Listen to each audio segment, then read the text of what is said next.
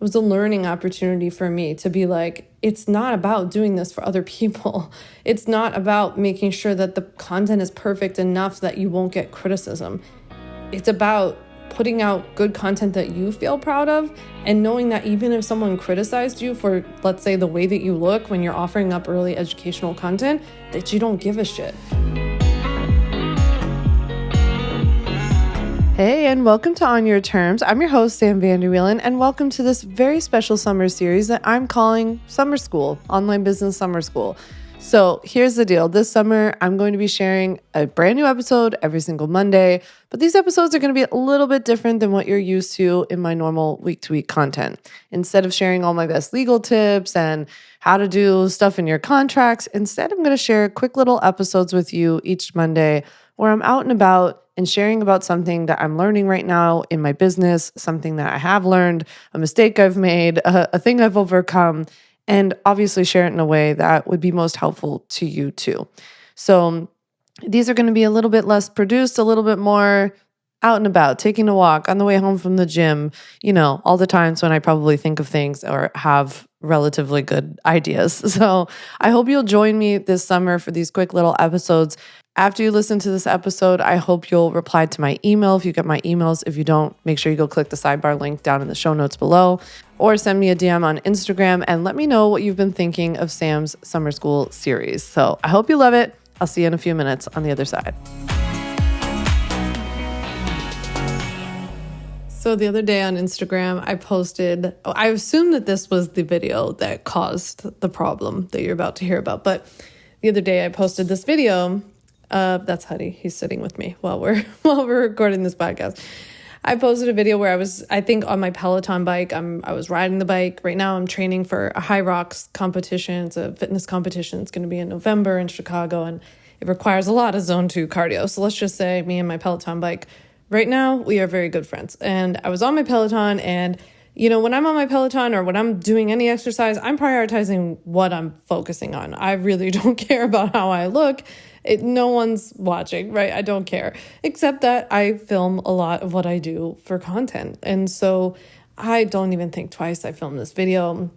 I guess the video was from underneath, right? My face or whatever. So it's not apparently the most flattering angle. Okay, I don't care. So I don't even think twice. I mean, it goes to show you, I posted it. I don't care. I don't care what I look like. So I post this video, and then I get this DM on Instagram from someone telling me, stop posting videos of yourself from that angle. It's so unflattering. Learn how to hold, on a tripod above your head or something like this. Like basically giving me instructions on how to film my videos better. The funny thing is that this, first of all, those kinds of videos are just for fun, right? That's not like my quote unquote professional content. I'm not filming like an educational video, a Facebook ad, a training for the bundle. Like it's just for fun, right? I really don't care. But here's the deal. Like the way I handled it a few days ago when I got that comment versus how I would have handled it several months or years ago couldn't have been any more night and day. And I want to share those differences with you and then share with you a little bit about creating content and really embracing like who you are and doing what's best to grow your business, which is going to take a lot to put yourself out there and might not always mean that you look the absolute best. So when I got this DM a couple days ago, well, let me tell you, if I would have gotten this a year or two ago, I would have been very upset. I would have been offended. I would have been like probably arguing with them, kind of like justifying, showing them the light, being like, do you know how much content I've made? And it's doing just fine. And like feeling like I had to prove myself or something like that. I'm from Philadelphia. The fact that I have evolved anywhere past picking fights with people or defending myself or arguing, it honestly should be an Olympic like medal of some variety. So anyway, that's how I would have handled it not that long ago. But a few days ago when I got this message, honestly, my first reaction was that I laughed out loud because I was like, they commented on a different picture, which wasn't even from underneath. So I thought that was kind of funny and I didn't understand what they were talking about. But then I pretty quickly was like, oh, they were probably talking about my riding the bike video, which I think the reason that I laughed at first was that It's so funny how like you think one thing and then like the internet keyboard warriors teach you another.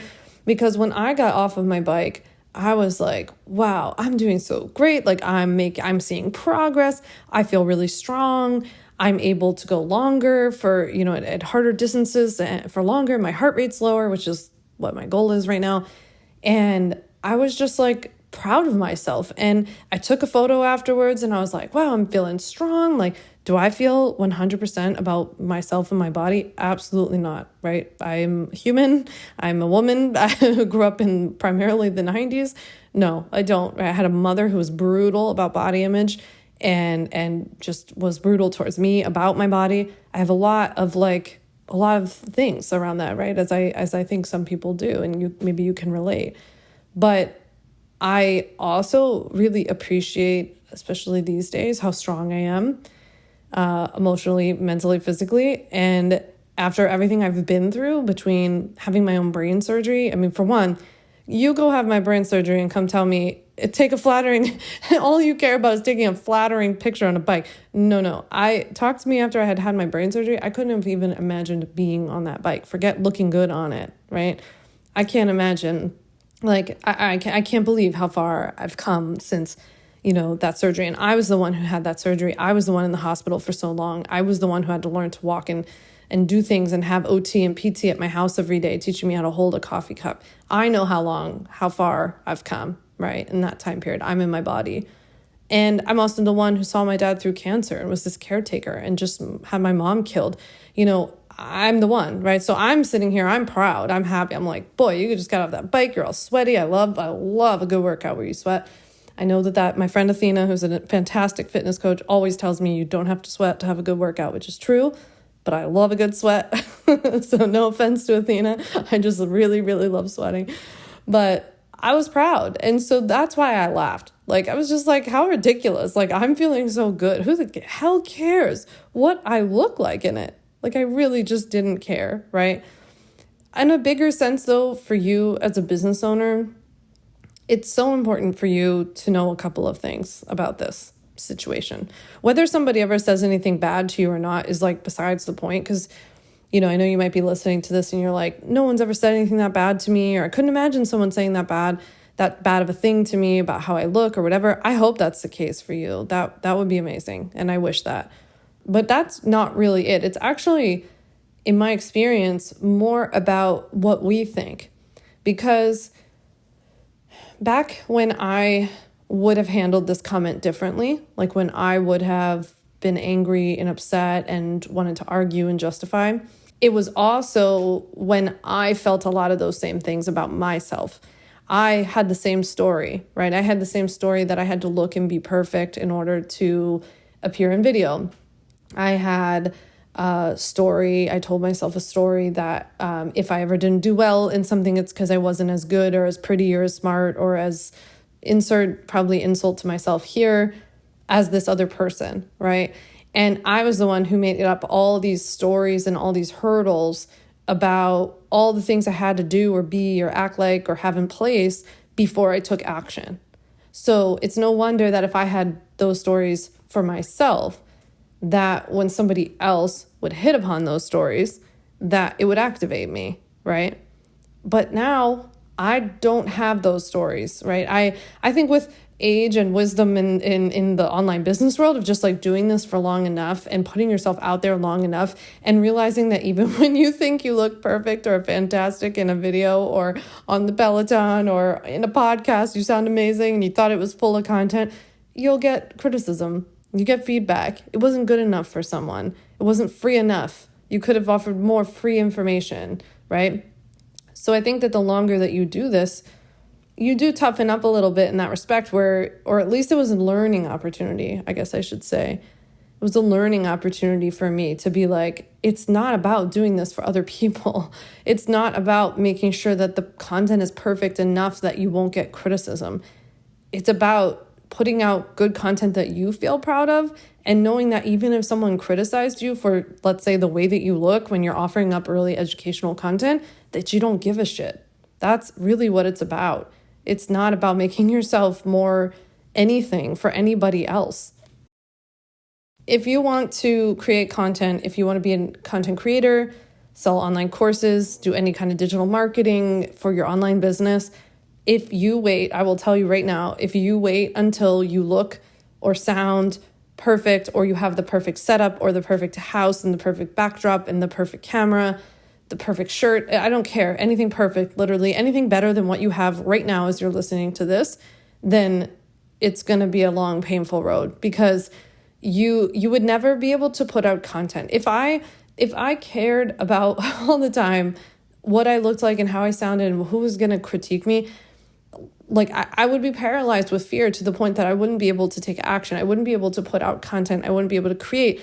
And guess what? My creativity, my ideas would be significantly stifled, because if I was always thinking about ideas from the lens of like, what's everybody going to think of this, I would be screwed. I wouldn't be able to put anything out, right? And so when people say this to me all the time, oh, you put out so much content, you have so much content, I don't know how you do it. Part of how I do it is that I don't think it all has to be perfect, right? I love creating. I love what I do. I'm full of ideas, thank goodness. And the idea, tap has not shut off for over 8 years now.